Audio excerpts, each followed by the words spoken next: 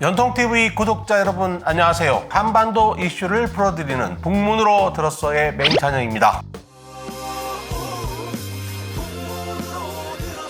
요즘요, 미국 대통령 선거 전에 3차 북미 정상회담이 열릴 수 있을지가 관심사인데요. 정말 실제로 가능한지 한번 짚어보겠습니다. 이 얘기를 처음 꺼낸 쪽은 문재인 대통령입니다. 지난 1일 유럽연합 정상들과 화상회담을 했는데요. 미국의 대선 이전에 북미 간 다시 마주 앉아 대화를 나눌 수 있도록 하는데 한국은 전력을 다할 계획이다. 이렇게 얘기했습니다. 요즘 회고록 때문에 유명해진 존 볼턴 백악관 전 국가안보보좌관도 한국 시간으로 지난 3일 기자회견에서 도널드 트럼프 미국 대통령이 11월 대통령 선거 전에 북미 정상회담을 비롯한 대형 이벤트를 통해서 10월의 깜짝 쇼, 영어로는 옥토버 서프라이즈라고 하는데요.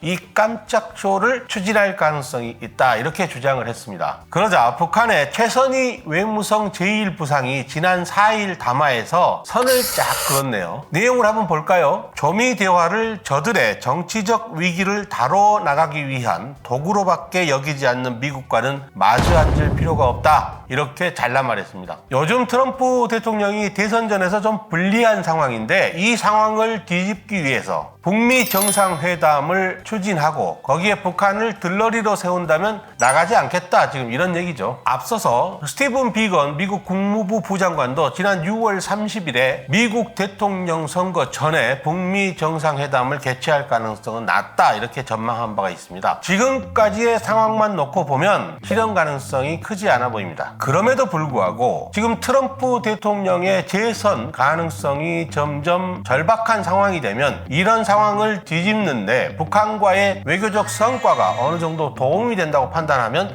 트럼프 행정부가 적극 나설 가능성도 절대 배제할 수 없습니다. 작년 2월 하노이 회담 결렬 때와는 상황이 다른 것이 몇 가지가 있습니다. 우선 아주 강력한 회방꾼이었던 존 볼턴 전 백악관 안보보좌관이 없습니다. 또 하노이 회담 당시에는요, 미국 민주당이 의회에서 트럼프 대통령의 비리를 놓고 청문회까지 열어서 북미 회담 자체를 흔들려고 여러 가지 시도를 했는데 이번에는 미국이 대선을 앞두고 있기 때문에 그렇게까지 할 수 있을까 좀 의문이 듭니다. 그런데요, 만약 북미 정상이 다시 만난다 해도 북미 정상들끼리 먼저 결단을 하고 그렇게 해서 자리에 모여서 대화를 하는 그런 방식은 하지 않을 것 같습니다. 이른바 톱다운 방식인데요. 이 방식은 이미 싱가포르와 하노이에서 성공하지 못했죠. 그래서 아마 사전에 실무 책임자들끼리 만나서 철저하게 실행 가능하고 타협 가능한 안을 만들어 놓고 나서 정상들이 만나거나 하는 방식이 훨씬 더 현실성이 커 보입니다. 북한도 지금은 3차 북미 정상회담에 대해서 부정적이지만 이것이 만약 일회용 정치쇼가 아니고 어느 정도 내용상의 진전을 가져올 수 있는 거라면 입장과 태도를 바꿀 수도 있다는 생각이 듭니다. 북미 간의 비핵화에 관한 파격적인 합의는 지금 단계에서 기대하기가 어렵겠죠. 북미 양쪽 모두 비핵화 합의까지 가기에는 입장차가 너무 크고요. 또 미국이 대선을 앞두고 있어서